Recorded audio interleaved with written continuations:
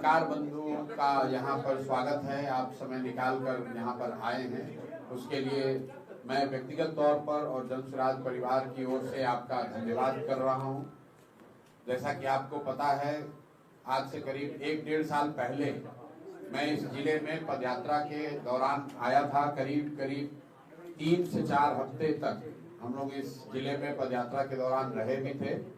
तब इस अभियान का दलगत स्वरूप नहीं था। उस मेरी यात्रा के बाद पिछले वर्ष 2 अक्टूबर को जनसुराज अभियान का एक दलगत स्वरूप हो गया है। इसकी वजह से आप देख रहे हैं कि यहाँ जिला के पदाधिकारी हैं, हमारे अध्यक्ष महोदय हैं, दूसरे साथीगण हैं।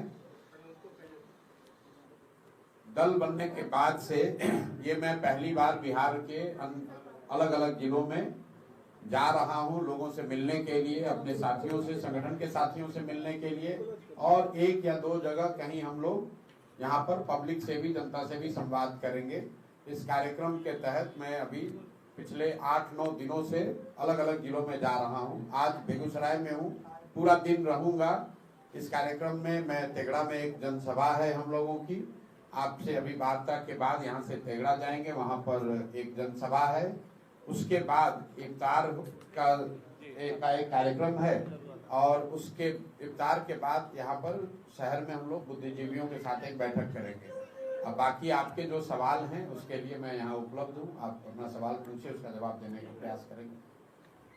अध्यक्ष जी आ जाइए।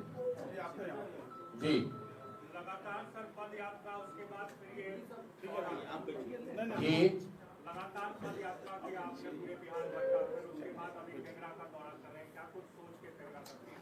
देखिए, पदयात्रा तो इसलिए किया गया ताकि बिहार में जो राजनीतिक विकल्पहीनता रही है, विकल्प के अभाव में लोग भाजपा के डर से लालू जी को और लालू जी के डर से भाजपा को जो वोट देते रहे हैं, उसकी एक बड़ी वजह यह है कि बिहार में कोई स्वच्छ, बेहतर, मजबूत, ईमानदार विकल्प जनता के सामने नहीं था। तो पदयात्रा का एक उद्देश्य ये था कि बिहार के गांव-गांव में जाकर वहां के जनमानस से बातचीत करके इसी समाज से ऐसे लोगों को चुनकर निकाला जाए जो एक बेहतर, स्वच्छ राजनीतिक विकल्प जनता के सामने दे सके। वो काम 2 साल मैंने किया। करीब 1 करोड़ लोग जब इकट्ठा हुए पूरे बिहार से, उन्होंने मिलकर जनसुराज नाम के दल की स्थापना की, जो पिछले वर्ष 2 अक्टूबर को हुआ। अब जब दल बन गया है तो दल स्वाभाविक तौर पर आने वाले विधानसभा चुनाव की तैयारी कर रहा है।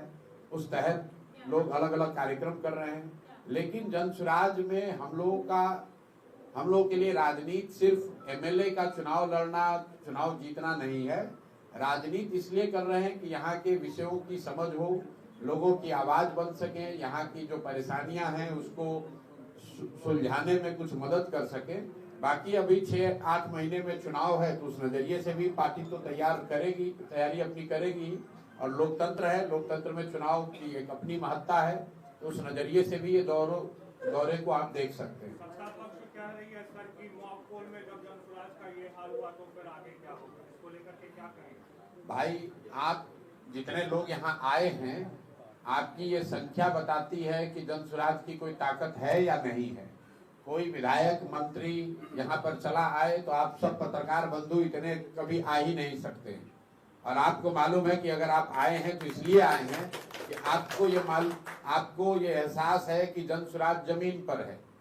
दूसरा कोई दल कोई भी दावा कर ले, बिहार में अगर एक राजनीतिक व्यवस्था, एक राजनीतिक विकल्प और दल जो जमीन पर कार्यकर्ताओं के, लोगों के स्नेह से, सहयोग से चल रहा है, वो उसका नाम है जनसुराज। ये निश्चित बात है कि ये नया दल है, अभी 2 वर्ष लगे हैं, लेकिन 2 वर्ष पुराना दल, और दल तो अभी 6 महीने पुराना ही है।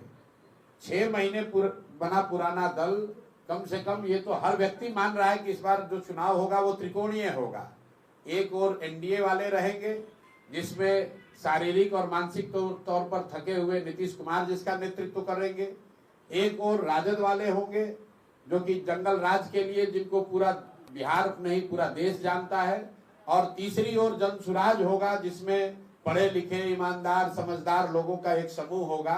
अब निर्णय बिहार की जनता को करना है कि उनको लालटेन का जंगल राज वापस चाहिए या थके हुए नीतीश कुमार चाहिए। या बिहार के लोगों के द्वारा बनाया गया एक ईमानदार सशक्त विकल्प जन स्वराज चाहिए। जी हैं?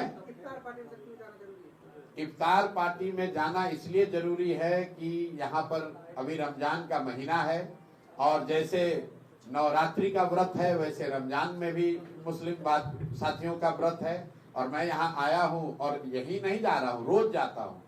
हर दिन मैं जब कार्यक्रम में जाता हूँ इफ्तार का समय होता है, उनके लिए ये मुबारक मौका है, इसलिए हमें भी उसमें जाना चाहिए।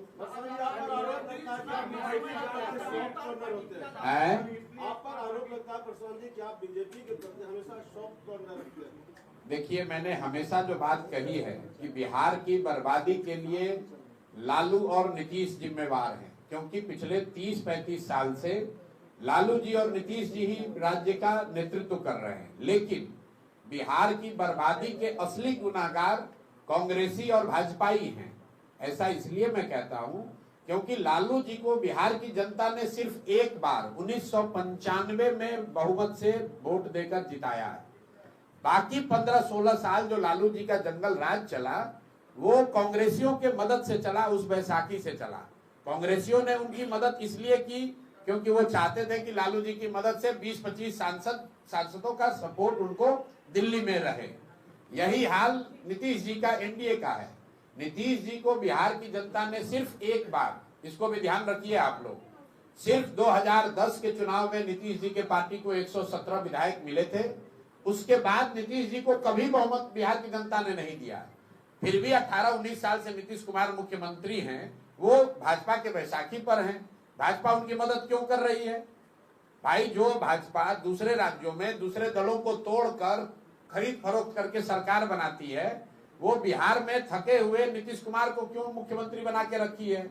इसलिए कि उनको दिल्ली में 10-20 सांसदों का लालच है। इसीलिए मैं बार बार हमेशा कहता हूं कि कांग्रेस और भाजपा ने बिहार को और बिहार के भविष्य को लालू और नीतीश के हाथ में, सब जानते बूझते इनके हाथ में बेच दिया। जैसे कांग्रेसियों ने हम लोग का भविष्य लालू जी के हाथ में बेचा, वैसे ही भाजपाइयों ने हम लोग का भविष्य नीतीश कुमार के हाथ में बेचा है। आपको क्या लगता है? नीतीश कुमार का रोज आप लोग देख रहे हैं, क्या नरेंद्र मोदी को, क्या अमित शाह को ये पता नहीं है कि मानसिक तौर पर नीतीश कुमार और शारीरिक तौर पर वो मुख्यमंत्री बनने की स्थिति में नहीं है? फिर इतने बड़े राज्य की 13 करोड़ लोगों की जिस पर जिम्मेवारी है, उस पर आपने नीतीश कुमार को थोपा हुआ है।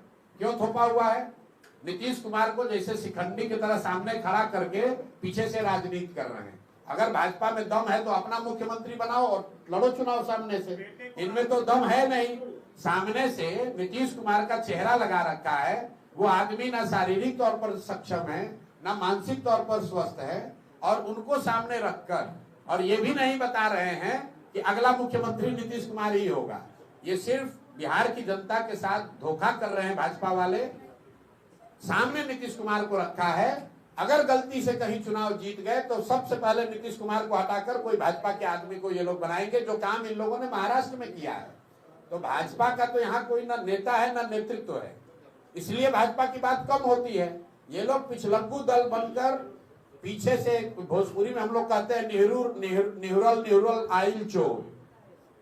तो ये वो लोग हैं जो छुप कर आकर बिहार की सत्ता को कब्जा करना चाहते हैं, क्योंकि 2015 में इन्होंने सामने से कोशिश की थी और औंधे मुंह गिरे थे। इसलिए अब फिर चाहते हैं कि किसी तरह व्यवस्था जुगाड़ लगाकर नीतीश कुमार को सामने रखकर समीकरण बनाकर लालू का डर दिखाकर हम लोग वापस आ जाएं और चुनाव के बाद अपना किसी भाजपाई को मुख्यमंत्री बना देंगे। यहाँ आप लोग पत्रकार बैठे हुए हैं, भाजपा का नेतृत्व कौन कर रहा है बिहार में? कितने लोग, आप लोग पत्रकारों को आधा को जानकारी नहीं है कि कौन है दिलीप जायसवाल। भाजपा का चेहरा यहाँ कौन है? दिलीप जायसवाल। कौन जानता है उनको? कौन सा पराक्रम, कौन सा पुरुषार्थ इन्होंने किया है बिहार में? इनकी पृष्ठभूमि जाकर आप पता कर लीजिए पूर्णिया में, बिहार में लोग इनके बारे में क्या कहते हैं।